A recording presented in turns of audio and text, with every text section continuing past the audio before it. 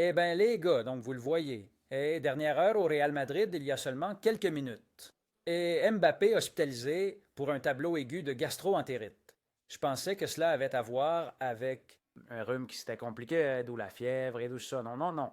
Hier, Xavier Lodage sauverait le processus viral, mais je ne savais pas que c'était si sérieux. Et le rapport médical que le club vient de publier sur son site internet et sur tous les réseaux sociaux est notre joueur Kylian Mbappé présente un tableau aigu de gastro-entérite et a été hospitalisé pour effectuer différents examens et appliquer le traitement correspondant. Bon, si nous pensions pouvoir le voir au match contre Pachuca, eh bien, perdons cet espoir car et si aujourd'hui, qui est jeudi à 1, 2, 3 jours de la rencontre, il l'hospitalise, compliqué, nous verrons s'il peut être prêt pour le troisième match et le reste de la compétition. Je pense que Madrid peut passer en tête de groupe sans Mbappé lors de cette première phase, mais peut-être nous ne pensions pas que c'était comme ça. Bon, et ce que je viens de dire, et je l'ai dit un peu à la légère parce que hier, nous avons eu beaucoup de problèmes pour gagner contre Al Hilal. En fait, nous avons fait match nul et ils auraient pu nous battre parfaitement. La première mi-temps a été terrible. Dans la seconde, le Madrid, je crois que bon, méritait peut-être plus. C'est-à-dire, n'importe qui aurait pu gagner à la fin, mais que l'équipe, et nous en parlerons plus tard avec Puig et Recio, et maintenant un petit aperçu avec des images, hein, avec des images de certains moments du match pour analyser le sport, mais ensuite avec Kik. Nous analyserons un peu plus et nous consacrerons une vidéo monographique au sujet. Les sensations n'étaient pas bonnes. Xabi Alonso a déjà expliqué que cela ne se règle pas en 4 jours. Courtois a dit la même chose. Il y a ceux qui ont interprété les mots de Courtois, d'ailleurs, je pense mal, dans le sens de regarde ce que dit Ancelotti, non, qu'il y avait des automatismes avec Ancelotti et que se débarrasser de ces automatismes ne se fait pas en 4 jours comme si c'était quelque chose de péjoratif et envers l'entraîneur italien, je ne crois pas, où il explique quelque chose très, très, très, très normal. Avec un entraîneur, on joue d'une certaine manière et on a cette inertie, et avec un autre, on joue différemment. Maintenant, je pense que les automatismes avec Ancelotti se sont malheureusement perdus, donc il n'en restait plus beaucoup. Mais bon, avec l'un, on jouait d'une façon et avec l'autre d'une autre. Mais voilà, c'est la nouvelle de dernière minute. Eh bien, voyons ce qui se passe. J'espère que s'il doit passer les prochaines heures là, à l'hôpital, ça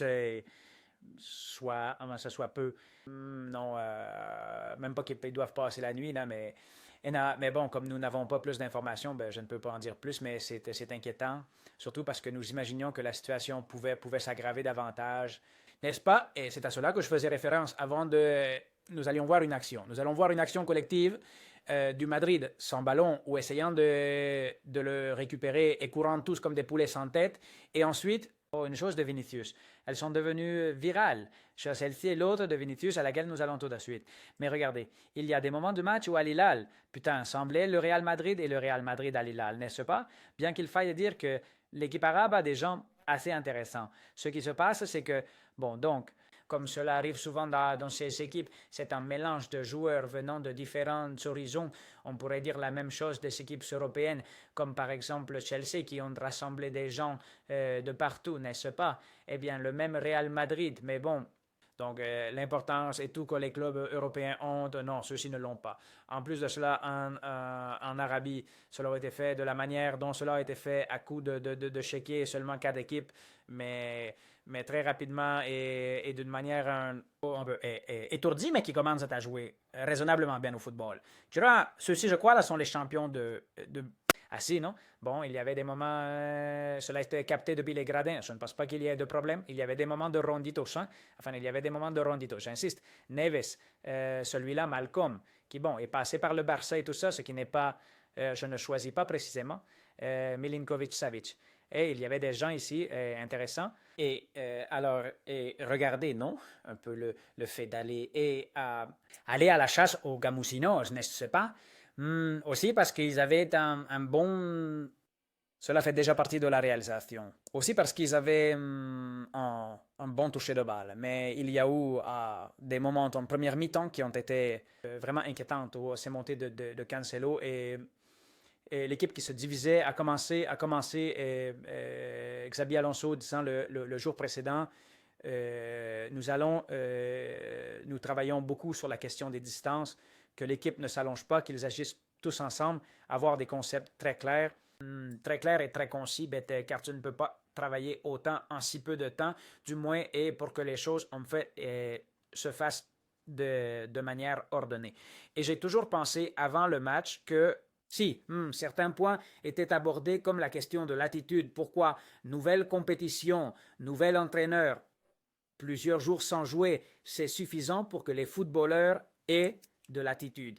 Et on essaie de montrer, mais je ne sais pas si c'était à cause de la chaleur ou parce que vraiment, comme les choses ne se passaient pas bien. Alors, ils ont commencé à baisser un peu jusqu'au point que certains footballeurs étaient exposés à. Et c'est vrai qu'en seconde mi-temps, cela s'est aussi amélioré avec l'entrée de Güler, la plus grande possession du ballon. Le Madrid avait gagné en possession et tout ça. Et bon, les choses se sont un peu améliorées.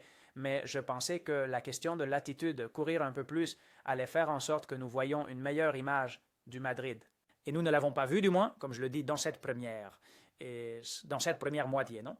Nous avons même vu les dégagements de Bono, le gardien d'Al-Hilal, que le Real Madrid semblait, eh bien, nous nous souvenons de cette image de Dembélé pressant le gardien de l'Inter en finale de la Ligue des Champions, et nous voyons là Vinicius, Rodrigo, même Bellingham, certains milieux de terrain essayant de presser haut, mais cela s'est ensuite dissous comme un morceau de sucre dans l'eau, n'est-ce pas? Parce que quand tu n'as pas bien travaillé, ça ne marche pas bien parce que l'équipe adverse sait bien sortir le ballon, alors tu perds un peu l'envie, non?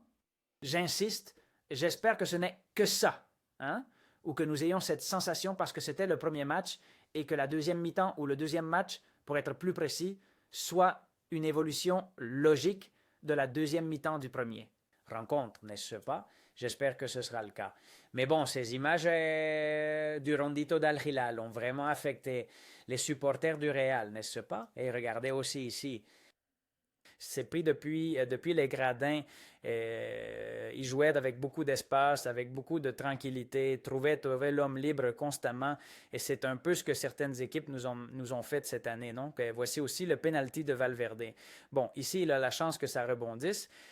Ça sort de 3 cm vers le côté, où arrive son coéquipier et non celui de Valverde, qui était à quelques centimètres de l'attraper de la gauche et peut-être d'avoir marqué sur le rebond, n'est-ce pas? Mais bon, et l'action de Vinicius à laquelle je voulais me référer est celle-ci que j'ai par ici. Voyons, c'est celle-ci, ok. Bon, il y a eu beaucoup de critiques envers Vinicius. Je fais toujours passer en premier, et Don Amancio, par exemple, sur Twitter, est quelqu'un qui défend, quand Vinicius est critiqué, il défend avec des chiffres et des données les contributions de Vinicius dans les dernières phases de la saison en cours, dans les derniers matchs ou même dans celui-ci. Et dans celui-ci, c'est vrai que jusqu'à une certaine minute de la deuxième mi-temps, à partir de là, je n'ai plus regardé. Mais les gens critiquaient déjà beaucoup Vinicius. Vinicius avait déjà donné 2 passes clés et avait fait plus que certains de ses coéquipiers, même si, comme Vinicius essaye beaucoup de fois, il échoue souvent aussi, alors on a tendance à un peu trop le regarder, et je pense que c'est plus une critique de ce qu'on t'a vu faire et que tu ne fais plus maintenant, ou de ce que tu es capable de faire et que tu ne fais pas, n'est-ce pas? Et beaucoup de gens commencent à en avoir assez de fini. Ce n'est pas mon cas. Je le répète, ce n'est pas mon cas. Il est vrai que dans la première partie, il n'a fait pas tenter un seul dribble. Le nombre est 0 dribble tenté. Rodrigo a tenté 2 dribbles dans la première partie, mais n'a réussi aucun. Eh bien, concernant Vini, c'était cela, non? C'est dans la deuxième. Je pense que Vini avait déjà créé cette première double occasion avec deux passes de but ou 2 passes clés dans les premières minutes de la seconde mi-temps, et c'était le plus notable jusqu'à ce moment du match du Real Madrid. Mais regardez ici quand...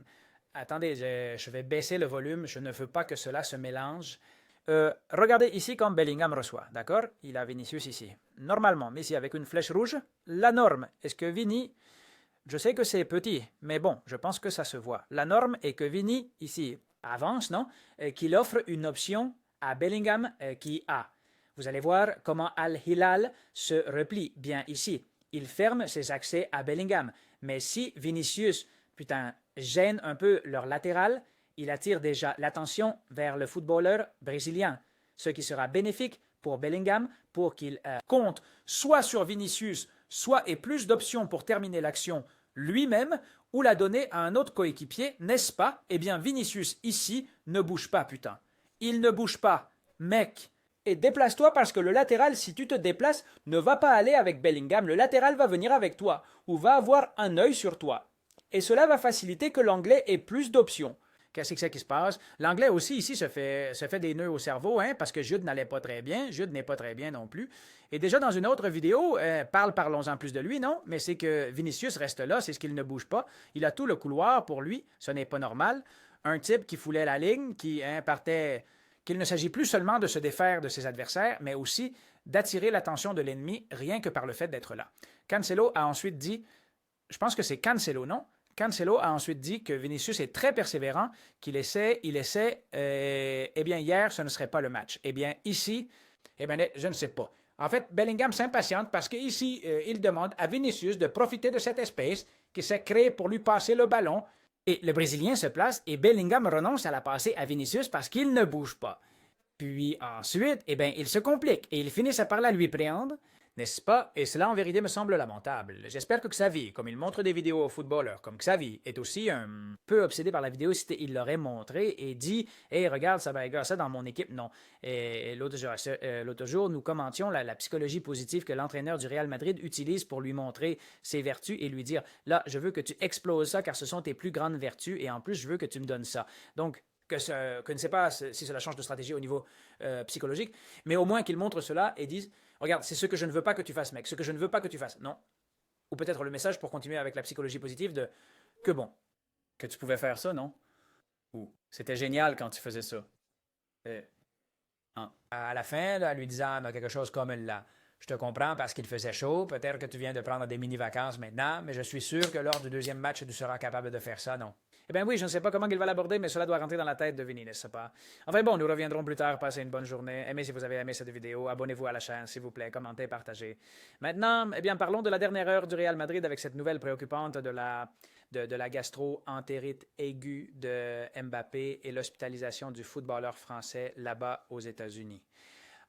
Au fur et à mesure que nous aurons des nouvelles, nous les partagerons et rien, nous revenons dans le suivant. À plus tard les gars. Ciao.